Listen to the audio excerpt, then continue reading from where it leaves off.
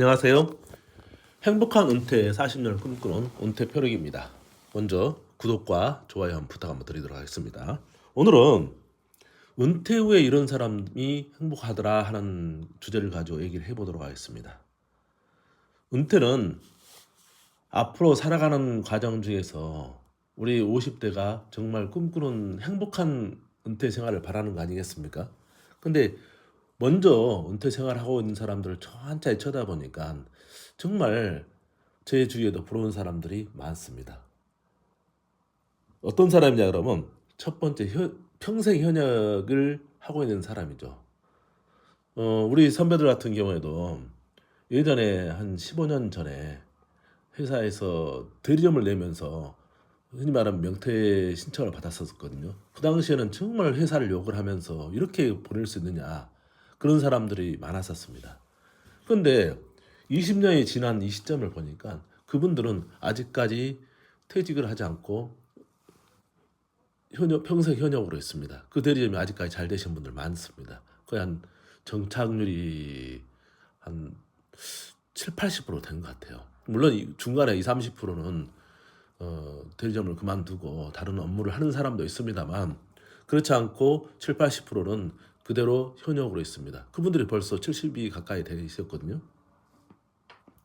그 과거에는 제가 15년 전에는 차를 봐도요. 예를 들어서 현역에 있는 사람들은 뭐 대리급은 뭐 소나타라든지 뭐 아반떼 이렇게 몰았었거든요. 그리고 과장급인 경우는 조금 그랜저급 이렇게 가 있고 그러고 난 다음에 이제 부장 차장 정도 되면 그다음에 어피러스도 있을 수 있고 요즘 보면 제네시스 같은 것도 몰고 다니고 그랬었거든요.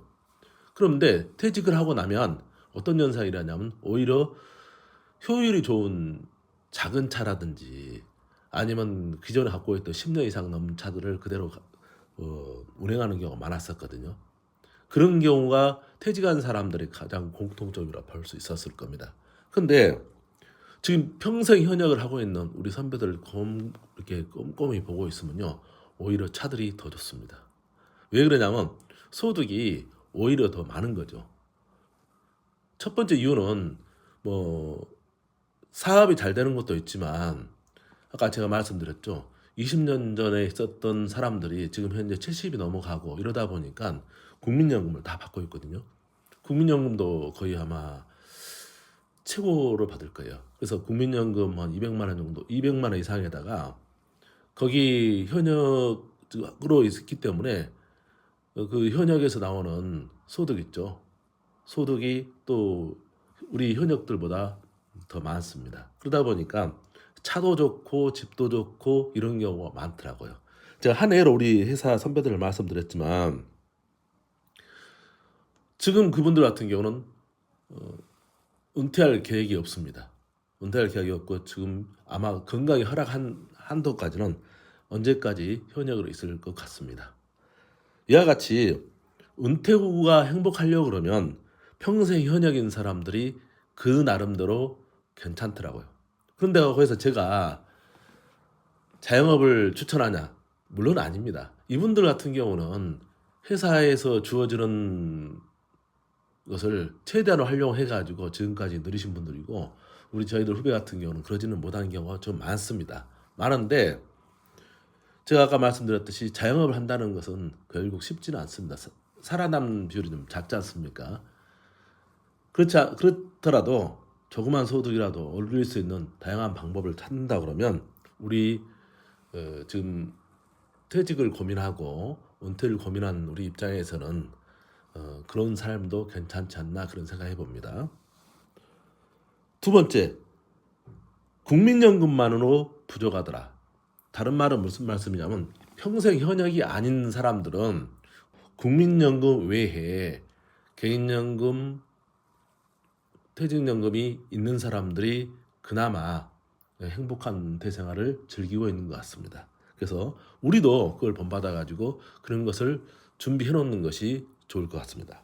퇴직해보니 부러운 선배, 이런 사람들이 부럽더라.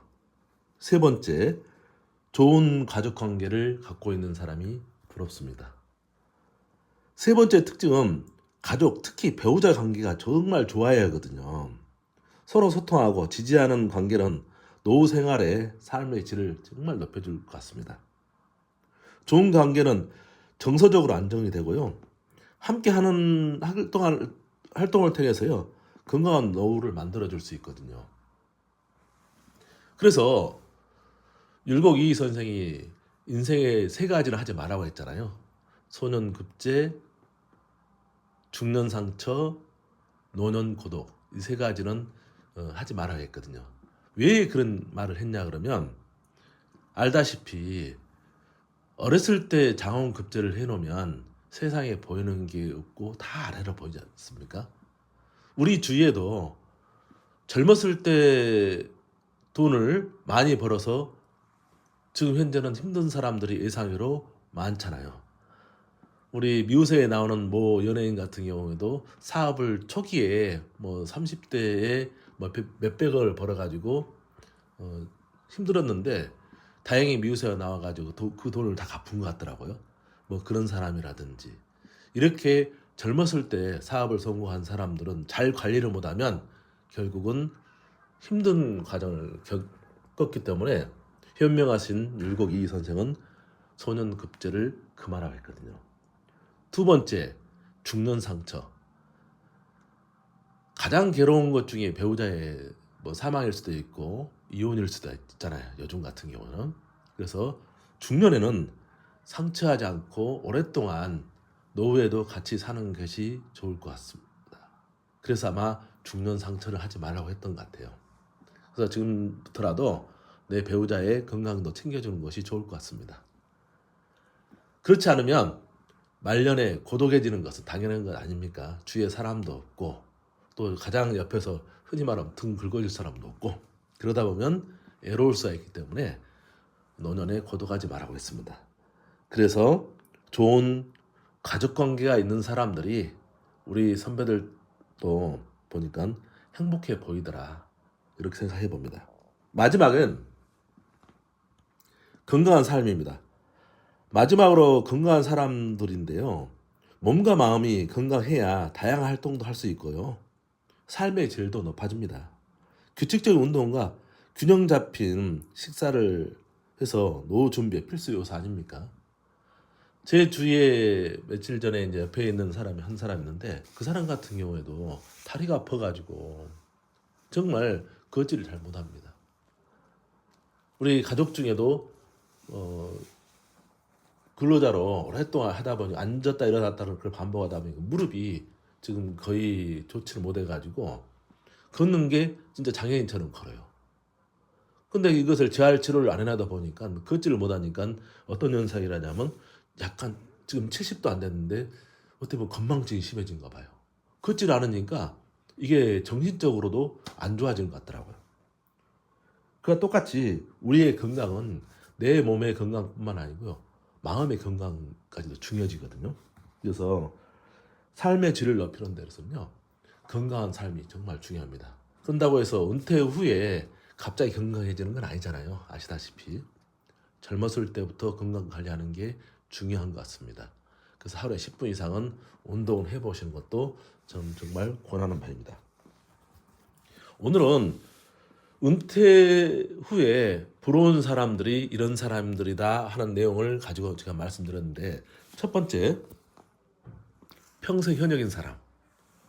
두 번째, 연금만으로 사는 게 아니고 개인연금, 퇴직연금이 있는 사람들이 부럽더라. 세 번째는 좋은 가족관계를 갖는 게 있는 사람이 부럽더라. 네 번째, 건강한 삶으로 정신적 것뿐만 아니라 육체적도 건강한 사람들이 부럽더라. 물론 이 네 가지를 가진 사람들은 정말 부러운 사람들입니다. 그 기본적인 것은 건강이 먼저 받쳐져 있죠. 은퇴 생활이 행복해질 수 있도록 같이 한번 노력해 보시는 것도 좋을 것 같습니다. 혹시 오늘도 내용이 좋으셨다면 구독과 좋아요 부탁 한번 드리도록 하겠습니다. 감사합니다.